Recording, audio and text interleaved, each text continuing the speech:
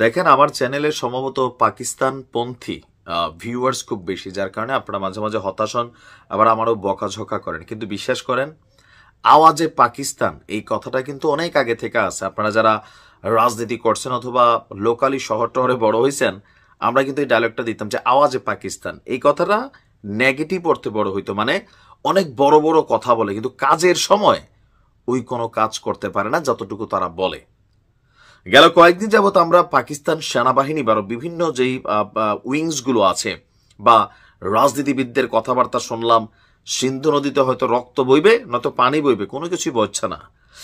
এই পরিস্থিতিতে এসে পাকিস্তানের পররাষ্ট্রমন্ত্রী তিনি গতকালকে যে বক্তব্য দিয়েছেন, এটা পাকিস্তানের জনগণের জন্য হতাশাজনক একদিকে, তবে অপরদিকে ভালো। আমিও ব্যক্তিগতভাবে যুদ্ধের পক্ষ না, কারণ যুদ্ধ কখনোই পজিটিভ না, কিন্তু এটা আমরা জনগণ চিন্তা করুন যুদ্ধ টুদ্ধ হবে না। কিন্তু যারা রাষ্ট্রগুলোর প্রধান তারা যখন এই ধরনের মানে অবস্থানে চলে যায়, তখন স্বাভাবিকভাবে দেশের জনগণের মধ্যে মনে হয় যে আমাদের সেনাবাহিনী, আমাদের এই বাহিনীগুলা কি করে। যে আদনান সামির তো চিনেন, তিনি গত পরশুদিন একটা কথা বলছেন যে আমাদের সেনাবাহিনী পাকিস্তানকে ধ্বংস করে দিছে। যাই হোক, ঘটনার প্রেক্ষাপট কি কি এমন বক্তব্য দিয়েছেন পাকিস্তানের পররাষ্ট্রমন্ত্রী। আপনার কাশ্মীরের ঘটনায় ভারতের এই ঘটনাটা পূর্ব পরিকল্পিত, এটা অনেকাংশেই প্রমাণিত হয়েছে। তো তিনি বলছেন যে আন্তর্জাতিক সম্প্রদায়ের উদ্দেশ্যে ভালো সাজার চেষ্টা করতেছে যে আমরা আমাদের নিয়ে দুশ্চিন্তা করবেন না, আপনারা ভারতকে নিয়ে মনোযোগ দেন, আমি আপনাদের কথা দিচ্ছি আমরা শান্ত থাকব। আচ্ছা, তো মেশিনারিজ কি শর্ট পড়ে গেছে?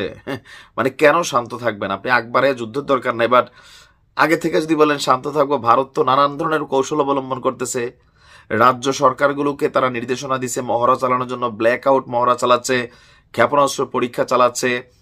এখন আপনারা যে আমরা লাগতে যাব না, এটা ইন্টারনালি গোল টেবিল বৈঠকে হইতে পারে নিজেদের মধ্যে, কিন্তু আপনি যখন আন্তর্জাতিকভাবে বলতেছেন আমরা যুদ্ধ চাই না, আমরা একবারাইয়া লাগবো না, আমরা শান্ত থাকবো, ভারতকে সামলান, তার মানে কি ভারত গুণটা? এটাই কিন্তু প্রমাণিত করতেছেন যে আপনারা ভারতকে ভয় পান, অরিজিনালি কিন্তু পায়ও। গতকালকে ইসলামাবাদে পাকিস্তানি পররাষ্ট্র দপ্তরের অধীন আপনার ইনস্টিটিউট অফ রিজিওনাল স্টাডিজের একটা প্রোগ্রামে তিনি আপনার আন্তর্জাতিক গণমাধ্যমের সাংবাদিকদের প্রশ্নের জবাবে বলছিলেন পাকিস্তান বিশ্বাস করে পহেলগ্রামে আক্রমণ ভারতের অভ্যন্তরীণ চ্যালেঞ্জ থেকে মনোযোগ অন্যদিকে সরিয়ে ফেলার প্রচেষ্টার একটি অংশ, এটা স্বপরিকল্পিত হতে পারে। আমিও এই বিষয়টা বিশ্বাস করি। ইশাক বলছেন আমরা বিশ্বাস করি যা ঘটেছে তা হলো ভারতের আভ্যন্তরীণ চ্যালেঞ্জ, রাষ্ট্রীয় পৃষ্ঠপোষকতায় তারা নানান ঘটনা ঘটাইছে জনগণের মনোযোগটা অন্যদিকে নেওয়ার জন্য। ভুলে যাবেন না যে আগামী কয়েক মাসের মধ্যে ভারতে কিছু উপনির্বাচন আছে, আর ভারতের পদক্ষেপগুলোকে একতরফা রাজনৈতিকভাবে উদ্দেশ্য প্রণোদিত উস্কানিমূলক হিসেবে অভিহিত করছেন। তার বক্তব্য এই ষড়যন্ত্রের পরিণতি ভারতের সীমানা ছাড়িয়ে অনেক দূরে বিস্তৃত। তার বক্তব্য সোজা হিসাব যে পাকিস্তান যে কোনো জায়গায় ধৈর্য এবং সংযম প্রদর্শন করবে, তবে ভারত হামলা চালাইলে আমরা পাল্টা জবাব দেব।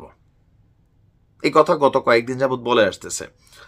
পাকিস্তানের মধ্যে পাকিস্তানের জনগণের একটা অংশ তারা কিন্তু যুদ্ধ চাচ্ছে না, তারা মনে করতেছে এই মুহূর্তে পাকিস্তানের অর্থনীতি ভালো না, ভারতের সাথে পাঙ্গা নিয়ে যুদ্ধ লাগাটাও উচিত না। এগুলো কিন্তু আমার কথা না ভাই, আপনার পাকিস্তানের গণমাধ্যমগুলো যদি দেখেন, টেলিভিশনগুলো দেখেন, দেখবেন যে জনগণ এক অংশ যুদ্ধের পক্ষে আর এক অংশ পক্ষে না।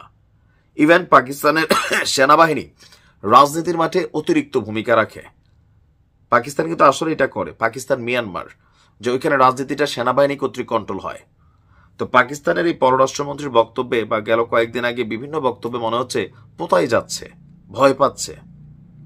ভালো থাকুন।